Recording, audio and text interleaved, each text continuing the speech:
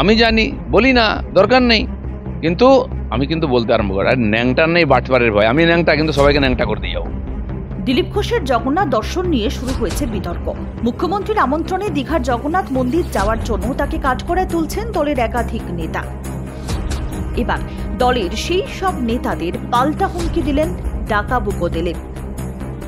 গত 30শে এপ্রিল দীঘায় সরকারি আমন্ত্রণ পেয়ে সস্ত্রীক জগন্নাথ মন্দিরে যান দিলীপ ঘোষ। মুখ্যমন্ত্রী মমতা বন্দ্যোপাধ্যায়ের সঙ্গে বেশ কিছুক্ষণ সময় কুশল বিনিময় করেন।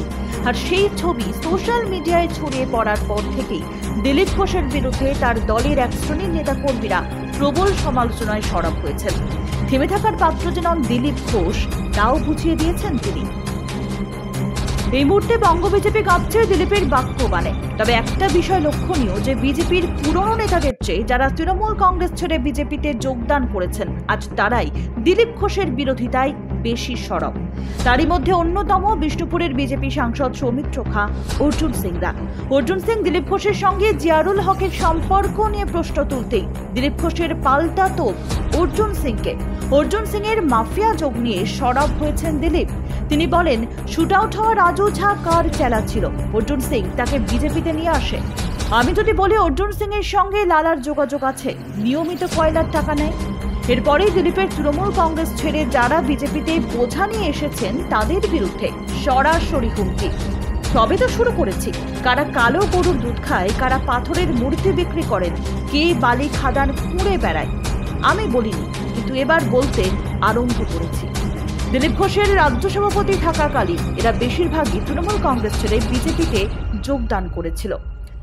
দুর্গাপুরের পলাশডিয়াতে যোগদান মেলাতে কয়লা মাফিয়া রাজু ঝা সদল বলে ভারতীয় জনতা পার্টির পতাকা হাতে তুলে নেন।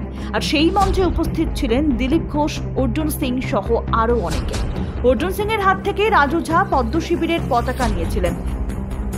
একটা সময় শোনা গিয়েছিল 2021-এর বিধানসভা নির্বাচনে রাজু ঝাকে জামুরিয়ার বিজেপি প্রার্থী করা হবে, কিন্তু তা হয়নি।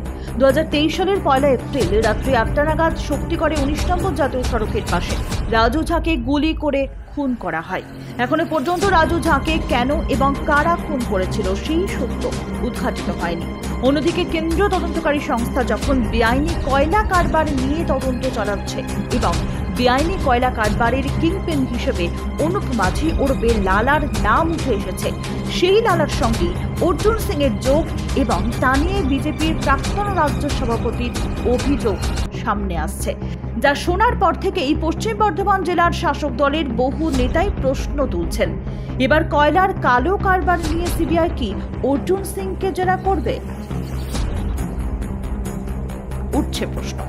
তবে রাজনৈতিক মহলের একাংশের দাবি, দিলীপ ঘোষের একের পর এক তোপ থামাতে না পারলে বঙ্গ বিজেপির বহু নেতার মুখোশ এবার প্রকাশ্যে খুলে যাবে। হচ্ছে দিশা কমিটির মেম্বার, তাকে আমি জানি, অনেক দিন ধরে জানি, এবং কেন্দ্রীয় মন্ত্রী তাকে করেছেন। সে কার সঙ্গে যুক্ত, কি যদি থাকে ইনলিগাল কাজে, তাকে শাস্তি পেতে হবে, আইন আছে। কিন্তু উনি কি করে জানলেন যে বারিক বিশ্বাসের সঙ্গে যোগাযোগ আছে? ওনারও কি বারিক বিশ্বাসের সঙ্গে যোগাযোগ আছে? আমি যদি বলি আর অর্জুন সিংয়ের লালার সঙ্গে যোগাযোগ আছে, নিয়মিত কয়লার টাকা নেয়। আমি এমনি বলছি না। রাজু যে আমাদের পার্টিতে এসেছিল দুর্গাপুরের, যাকে শুট আউট করে মারা হলো, রাজু তো ওরই চেলা ছিল, ওই পার্টিতে জয়েন করিয়েছিল। দিলীপ ঘোষ কোনো মাফিয়ার সঙ্গে যোগাযোগ রাখে না, প্রমাণ দাও। আর আমি সবে তো শুরু করেছি।